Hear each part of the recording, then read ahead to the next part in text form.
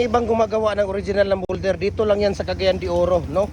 Especially sa mga bricks, hollow blocks, decorative, baluster, lahat po ng klaseng tawag dito, lahat po ng klaseng mga concrete products natin na mga molder. Dito lang po yan sa Cagayan de Oro, no? Walang ibang gumagawa dito yan, especially dyan sa mga bricks, hollow blocks, decorative, fence concrete post, dragon fruit post, baluster, tepe ng manok, RCPC pipe, culvert, no? We can ship nationwide, Luzon, Visayas, Mindanao. Kahit saang sulok man kayo ng mundo, kayang abutin ang ating cargo. Recommended po natin ito, no? Itong dual natin na heavy duty na fence concrete post at dragon fruit post na 4mm ang thickness ng steel plate na ginagamit natin dito at lifetime na gamit nyo na po ito. Okay? I-message nyo ako, share ko sa iyo ang prices sa shipping details. So, we can ship nationwide kahit sa ang sulok mga ng mundo. Fix po ito, no? Mayroon tayong fix, mayroon tayong detachable. But itong ginagamit natin ngayon, ito ay fix. Pwede nating babaklasin isa-isa ito.